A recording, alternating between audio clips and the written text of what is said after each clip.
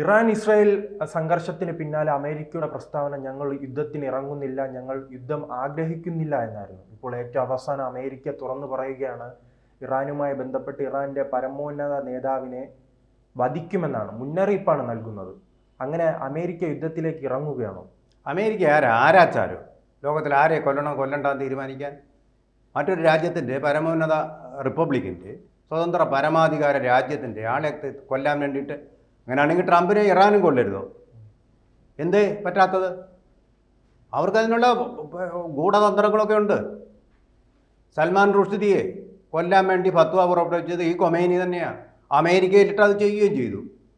എന്താ ട്രംപ് എന്താ വിശുദ്ധ പിതാവോ? ആരാ ട്രംപ് തെറ്റ് ചെയ്തിട്ടില്ലേ? എന്താ ഇറാനെ ഈ ഖൊമേനിയെ കൊല്ലാനുള്ള കാരണം എന്ത് തെറ്റാ അവർ ചെയ്തത്?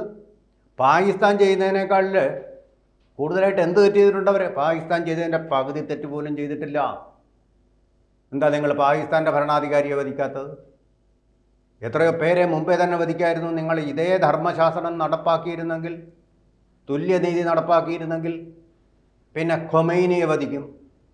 കാര്യം ഇത്രയേ ഉള്ളൂ. നിങ്ങൾക്കെതിരെ വിരൽ ചൂണ്ടാൻ നട്ടലുള്ള വാഴപ്പിണ്ടി കൊണ്ട് നട്ടല്ലുണ്ടാക്കാത്ത ഒരു നേതാവായിരുന്നു അദ്ദേഹം. അദ്ദേഹത്തിൻ്റെ മതഭരണാധികാരം അത്ര നല്ലതാണെന്നൊന്നും അഭിപ്രായം ഉണ്ടായിട്ടല്ല. പക്ഷേ നിങ്ങളെ എതിർക്കാനുള്ള ചങ്കൂറ്റം അദ്ദേഹത്തിനുണ്ടായിരുന്നു എന്നുള്ളതാണ് വാസ്തവം. അതാണ് നിങ്ങൾക്ക് പിടിക്കാത്തത്. ഇതേ കാരണം കൊണ്ട് തന്നെയാണ് ഇറാഖിലെ സദ്ദാം ഹുസൈനെ നിങ്ങൾ തീർത്തത്, തൂക്കിക്കൊന്നത്. നിങ്ങൾ തന്നെ വിചാരണ നടത്തി തൂക്കിക്കൊന്നു. എന്തൊരു നീതിയാണ് നിങ്ങൾ നടപ്പാക്കി? ഇന്ത്യയിലെ ബ്രിട്ടീഷ് കൊളോണിയൽ ഭരണാധികാരികൾ നടപ്പാക്കിയ ഭഗത് സിംഗിനെയും ചന്ദ്രശേഖർ ആസാദിനെയും ഒക്കെ തൂക്കിലേറ്റിയതുപോലുള്ളൊരു നീതിയാണ് നിങ്ങൾ നടപ്പാക്കിയത്. നിങ്ങളുടെ നിയമം, നിങ്ങളുടെ നീതി, നിങ്ങളുടെ ജഡ്ജിമാർ, നിങ്ങളുടെ മുൻവിധി അതാണ് നടപ്പാക്കിയത്. നിങ്ങൾക്കെതിരെ ഒരു രാഷ്ട്രം പ്രവർത്തിക്കുമ്പോൾ അത് നിങ്ങൾക്ക് ഇഷ്ടപ്പെടുന്നില്ല. നിങ്ങളുടെ അടിമകളായിട്ട് ഈ നാറ്റോ സഖ്യത്തിലെ പീറ രാജ്യങ്ങളെപ്പോലെ അവരും തുടരണം. ഈ ഖമേനിയുടെ നേതൃത്വത്തിൽ രാജ്യത്തെ ജനങ്ങളെ ഒരു അടിമകൾക്ക് സമാനമായ രീതിയിലല്ല കൈകാര്യം ചെയ്യുന്നത്. അത് നാം പല സമരങ്ങളിലൂടെ കണ്ടിട്ടുണ്ട്. ഹിജാബ് സമരവുമായി ബന്ധപ്പെട്ട് കണ്ടിട്ടുണ്ട്. ആയിക്കോട്ടെ, എവിടെയാണ് ഇതിന് വ്യത്യാസം? സൗദി അറേബ്യ അടുത്ത കാലം വരെ അങ്ങനെ ആയിരുന്നില്ലേ? അറബ് രാജ്യങ്ങളെല്ലാം അങ്ങനെ ആയിരുന്നില്ലേ? ബ്രൂണൈ മോശമാണോ? ഏത് രാജ്യമാണ് മോശം? മത നിയമങ്ങളുള്ള രാജ്യത്തല്ല അത് തന്നെയാണ് നടപ്പാക്കുന്നത്. പാകിസ്ഥാനിലും അത് തന്നെയായിരുന്നില്ലേ നടപ്പാക്കിയിരുന്നത്? ഇപ്പോഴും അതില്ലേ? ബംഗ്ലാദേശിൽ അതില്ലേ? ആ മതങ്ങളുടെ ഭരണാധികാരികൾ ഭൂരിപക്ഷമുള്ള രാജ്യങ്ങളിൽ എന്ത് പേരിലുള്ള ജനാധിപത്യം? പട്ടാള അട്ടിമറികളെ, ബേനസീർ ഭൂട്ടോവിനെ കൊന്നത്, സുൽഫിക്കർ അലി ഭൂട്ടോവിനെ തൂക്കിക്കൊന്നത് പട്ടാള ഭരണ മേധാവിയായിരുന്നു. പട്ടാളം എത്ര തവണ അവിടെ ഭരിച്ചിട്ടുണ്ട്. തീവ്രവാദത്തെ അവിടെ രഹസ്യമായിട്ട് വളർത്തി കൊഴുപ്പിക്കുന്നത് എന്ത് ജനാധിപത്യമാണ്? തീവ്രവാദത്തെ ഇറക്കുമതി ചെയ്യുന്നത് എന്ത് ജനാധിപത്യമാണ്? ബോക്കോ ഹറാമിനെ പോലെയുള്ള വൃത്തികെട്ട തീവ്രവാദി സംഘടനകളെ വളർത്തുന്ന ആരാണ്? പഹൽഗാം ആക്രമണത്തിന് നേതൃത്വം നൽകിയ ആ സംഘത്തിൻ്റെ ഈറ്റില്ല എവിടെയാണ്? സംസ്കാരത്തിൻ്റെ കളിത്തൊട്ടിൽ എന്ന് പറയാറുണ്ട് ഈജിപ്തിനെ. എന്ന് പറയുന്ന തീവ്രവാദത്തിൻ്റെ കളിത്തൊട്ടിലാണ് പാകിസ്ഥാൻ അറിയാമേതല്ല അമേരിക്ക. ഒസാമ ബിൻ ലാദനെ എവിടെയോ ഒളിപ്പിച്ചു വെച്ചിരുന്നത്? അബട്ടവാദ് എവിടെയാണ്? റാവൽപിണ്ടിയിലെ പാകിസ്ഥാൻ പട്ടാള കേന്ദ്രത്തിന് തൊട്ടടുത്ത്. എന്തേ? വേൾഡ് ട്രേഡ് സെൻറ്ററിലെ 2000 പേരെ ആക്രമിച്ച കേസിലെ പ്രതിയെ ഒളിപ്പിച്ചു വെച്ച പാകിസ്ഥാനെതിരെ നിങ്ങൾ എന്ത് കുന്തമാണ് ചെയ്തിട്ടുള്ളത്? ഇറാൻ എന്ന് പറയുന്നൊരു മതരാജ്യം, അവരുടെ വിശ്വാസം അനുസരിച്ച് അവർ പ്രവർത്തിക്കുന്നു. അവിടെ ജനാധിപത്യ ഭരണവുമുണ്ട്, ജനാധിപത്യവുമുണ്ട്. അതിലൂടെയാണ് അവിടെ പ്രസിഡന്റിനെ തിരഞ്ഞെടുക്കുന്നത്. അതല്ല ഞാൻ ചോദിക്കുന്നത്. നിങ്ങളിൽ പാപം ചെയ്യാത്തവർ കല്ലെറിയട്ടെ. നിങ്ങൾ നിക്കോരാഗ്യയ്ക്ക് നേരെ നിങ്ങൾ എന്താ ചെയ്തത്? പ്യൂട്ടോറിക്കയ്ക്ക് നേരെ നിങ്ങൾ എന്താണ് ചെയ്തത്? അതെല്ലാം ജനാധിപത്യമായിരുന്നു. നിങ്ങൾ പറഞ്ഞിട്ട് നോർത്ത് കൊറിയ ഞങ്ങളിപ്പോൾ അങ്ങ് മെഴുകിക്കളയുന്നു. എന്ത് കുന്തം ചെയ്ത് തൊടില്ല നിങ്ങളെ? വിവരം അറിയും. നോർത്ത് കൊറിയ, ഈ ചൈനയിൽ എന്തെല്ലാം നടക്കുന്നു മനുഷ്യാവകാശ ലംഘനങ്ങൾ? സിൻജിയാങ് പ്രവിശ്യയിൽ അവിടെ മുസ്ലിങ്ങളെ ഇരുമ്പറയ്ക്കുള്ളിലാക്കി അവരുടെ സ്വാതന്ത്ര്യം നിഷേധിച്ചിട്ടില്ലേ? ശ്വാസം മുട്ടിച്ചുകൊണ്ടിരിക്കുകയല്ലേ? എന്തും നടപടിയാണ് നിങ്ങളെടുത്തത്? അല്ല, ഇസ്രയേൽ എന്നൊരു ചുമ്മാതിരിക്കുക. പോട്ടെ, ഈ ചൈന തന്നെ ടിബറ്റിലെ എത്ര ലാമമാരെയാണ് കൊന്നിരിക്കുന്നത്? അവരുടെ എത്ര പഗോഡകളാണ് നശിപ്പിച്ചു കഴിഞ്ഞിരിക്കുന്നത്? എന്താ നിങ്ങൾ വിരലൊന്നനക്ക് പോലും ചെയ്തില്ലല്ലോ അമേരിക്ക. പിന്നെ നിങ്ങൾക്കെതിരാണ് ഇത് എന്ന് വന്നപ്പോൾ, നിങ്ങളെ വകവയ്ക്കില്ലെന്ന് അറിഞ്ഞപ്പോൾ നിങ്ങൾക്ക് കൊല്ലണം. എന്നാൽ നിങ്ങളുടെ കളിപ്പാട്ടങ്ങളാണ് ഈ ലോകത്തുള്ള ആളുകളെല്ലാം. അവർ ഇറാൻ ശരിയാണെന്നോ അവിടുത്തെ ഭരണാധികാരി ശരിയാണെന്നോ അല്ല പറയുന്നത്. പക്ഷേ നിങ്ങൾക്ക് കൊല്ലാനും ഇങ്ങനെയുള്ള ധിക്കാരം പറയാനുള്ള അവകാശം ആരും തന്നിട്ടില്ല. നിങ്ങൾ ലോകത്തിൻ്റെ ഭരണാധികാരിയൊന്നുമല്ല, ലോകത്തിൻ്റെ ഏകാധിപതിയല്ല. ഇങ്ങനെ അഹങ്കാരം പിടിച്ചവർ, നിങ്ങൾക്ക് കുറേ ആയുധങ്ങൾ സീരീസിലുള്ള വിമാനങ്ങൾ ഉണ്ടെന്നും പറഞ്ഞ് അഹങ്കരിക്കരുത്.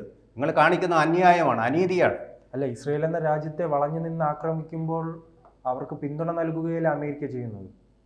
ഇസ്രായേൽ എന്ന രാജ്യത്തെ ആര് വളഞ്ഞിട്ട് ആക്രമിച്ചു? അവരെല്ലാവരെയും കൊല്ലുമല്ലേ ചെയ്തത്. അവരുടെ കഴിവുകൊണ്ട് ഹെസ്ബള്ളയെ തുരത്തി, ഹൂതികളെ തുരത്തി, അതുപോലെ തന്നെ ഹമാസിനെയും തുരത്തി. ഇപ്പോഴും അവിടെ പാവപ്പെട്ട ആളുകളെ കൊന്നുകൊണ്ടിരിക്കുകയല്ലേ ഒരു വശത്തൂടെ. പട്ടിണി പാവങ്ങളെ കൊന്നുകൊണ്ടിരിക്കുകയല്ലേ, പട്ടിണി കിടക്കുന്നവരെ, ആശുപത്രിയിൽ കിടക്കുന്നവരെ എല്ലാം കൊന്നുകൊണ്ടിരിക്കുകയല്ലേ. അഭയാർത്ഥി ക്യാമ്പുകളിൽ ആക്രമണം നടത്തുന്നു അല്ലേ പറയുന്നത് റിപ്പോർട്ട്. അതിന് വേറെ മാനങ്ങളുണ്ടെങ്കിലും അങ്ങനെല്ലാം ചെയ്ത് കൂമ്പാരങ്ങൾ നടത്തിക്കൊണ്ട് കൊലപാതകങ്ങളുടെ പരമ്പര നടത്തിക്കൊണ്ടിരിക്കുന്ന ഇസ്രായേലിനെ ആരാ വളഞ്ഞിട്ട് ഇസ്രായേലിനെ വളഞ്ഞിട്ട് ആക്രമിച്ചത് ഈ ഹമാസായിരുന്നു. ഇപ്പോൾ ആ ഭീഷണി ഇല്ലാതായി. അത് കഴിഞ്ഞപ്പോൾ അമേരിക്കയുടെ തോളിൽ കയറിയിരുന്നു കൊണ്ട് ഇപ്പോൾ ഇറാനെതിരെ. ഇതിപ്പോൾ ഇസ്രായേലിൻ്റെ ആവശ്യമല്ല ഇറാനെതിരെ ആക്രമണം നടത്തി. ഇറാൻ ഇപ്പോൾ ശക്തി കെട്ട ഒരു രാജ്യമാണ്. അവർക്ക് ആകെ ആ അറബ് ലോകത്ത് ഒരു സഖ്യം ഉണ്ടായിരുന്നത് സിറിയ മാത്രമാണ്.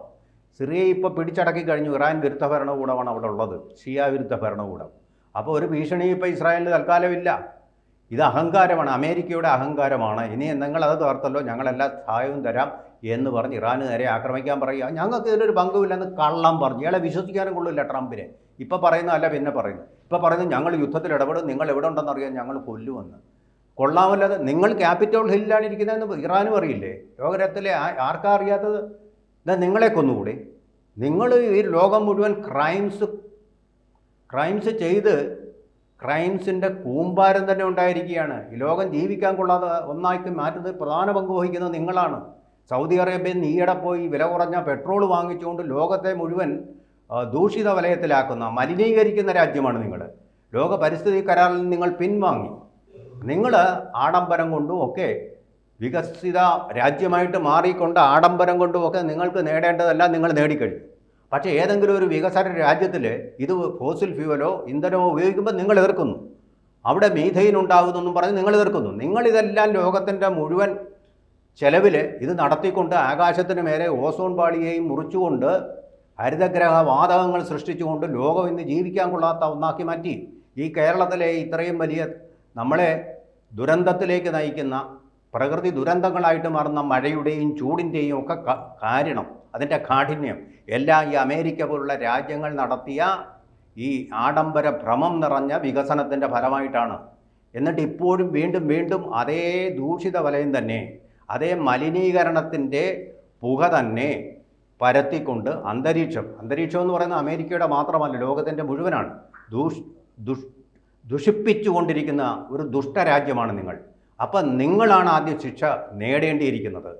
അതിനേക്കാൾ പിന്നെ രണ്ടാമതേ വരുന്നുള്ളൂ ആറ്റം ഭൂമിക്കടിയിൽ വെച്ചിരിക്കുന്ന, ഇറാൻ വെച്ചിട്ടുണ്ട് എന്ന് പറയുന്ന ഈ ആണവായുധങ്ങളൊക്കെ പിന്നെ വരുന്നുള്ളൂ. നമ്പർ 1 ക്രിമിനൽ എന്ന് പറയുന്നത് അമേരിക്കൻ ഭരണകൂടമാണ്. നിങ്ങളെയാണ് ആദ്യം ശിക്ഷിക്കേണ്ടത്. നിങ്ങൾക്ക് ശിക്ഷിക്കാൻ എന്താണ് അത് കാര്യം? നിങ്ങൾ ഐക്യരാഷ്ട്രസഭയല്ലല്ലോ. ഐക്യരാഷ്ട്രസഭയ്ക്കുള്ള ഫണ്ടും വെട്ടിക്കുറച്ചിട്ട് ലോകത്തെ നരകമാക്കി മാറ്റാൻ ഇസ്രായേലിനെ സഹായിച്ചിട്ട് ഇപ്പം നിങ്ങൾ എന്താ കാണിക്കുന്നത്? ഇറാൻ്റെ നിങ്ങൾ സദ്ദാം ഹുസൈനെ കൊന്നു. ഇനിയിപ്പം അവിടെ ശക്തമായിട്ട് ഒരു രാജ്യമുണ്ട്, ആ രാജ്യം എന്ന് പറയുന്നത് ഇറാനാണ്. അതിൻ്റെ ഭരണാധികാരിയെ കൊല്ലുക. നിങ്ങളുടെ ജനാധിപത്യം ആയിരിക്കത്തില്ല അവരുടെ മോഡൽ, അവരുടേത് വേറെ ആയിരിക്കാം. പക്ഷേ അവർക്കും ഈ ലോകത്ത് അവരുടെ രീതിയിൽ ഭരിച്ചുകൊണ്ട് മുന്നേറാനുള്ള അവകാശമുണ്ട്. എന്ത് തെറ്റാണ് ഈ ഖമേനി ചെയ്തത്? എനിക്കതാ മനസ്സിലാവാത്തത്. പാകിസ്ഥാൻ്റെ ഭരണാധികാരികൾ ചെയ്യുന്നത് പോലെ എന്തെങ്കിലും ഒരു തീവ്രവാദം അയൽ രാജ്യത്തിനെതിരെ അവർ ചെയ്തിട്ടുണ്ടോ? ഇല്ല. ചില ഷിയ വിഭാഗങ്ങൾ തീവ്രവാദികളാണ്. അത് അവരുടെ രാജ്യത്ത് ട്രെയിൻ ചെയ്ത് വിടുന്നതല്ല. പാകിസ്ഥാൻ ചെയ്യുന്ന പോലെ ട്രെയിൻ ചെയ്ത് അവർ വിടുന്നില്ല.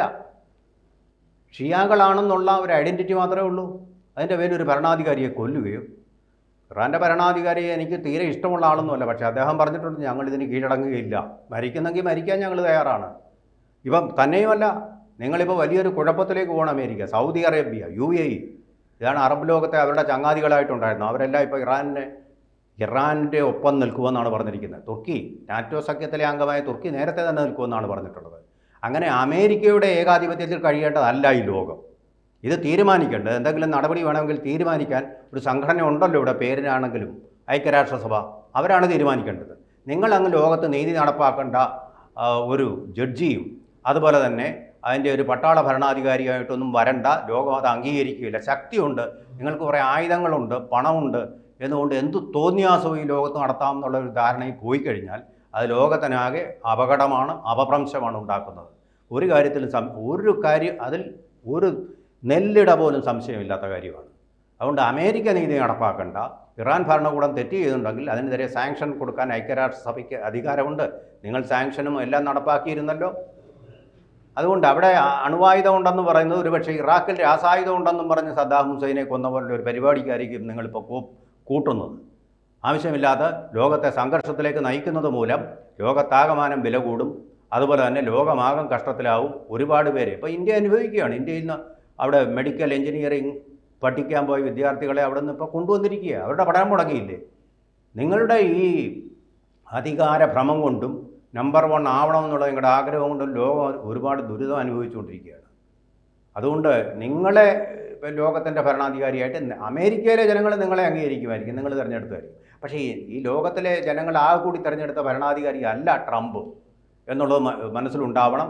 ഇസ്രായേലിനെ കൂടെ ദുരഭിഷ്ടമായിട്ട് ഈ തെറ്റായ വഴികളിലൂടെ നിങ്ങൾ ദഹിച്ചുകൊണ്ടിരിക്കുകയാണ്. ഒരു ഷാഡോ വാറാണ് നിങ്ങൾ നടത്തുന്നത്. പാകിസ്ഥാൻ അങ്ങനെ തീവ്രവാദികളെ ഉപയോഗിച്ചുകൊണ്ട് പ്രോക്സി വാർ ഇന്ത്യക്കെതിരെ നടത്തുന്നു. അതുപോലെ ഇസ്രായേലിനെ ഉപയോഗിച്ചുകൊണ്ടുള്ള ഒരു പ്രോക്സി വാറാണ് നിങ്ങൾ നടത്തുന്നത്. ഇത് തെമ്മാടിത്തമാണ്. ആ റോഗ് രാഷ്ട്രമെന്ന് പറയുന്നത് ഇസ്രായേലല്ല, അമേരിക്കയാണ്. തെമ്മാടി രാഷ്ട്രമാണ്. കൂടുതൽ വാർത്തകളും വിശേഷങ്ങളും നിങ്ങളിലേക്ക് എത്താൻ ABC മലയാളം സബ്സ്ക്രൈബ് ചെയ്യുക, ബെൽ ബട്ടണും അമർത്തുക.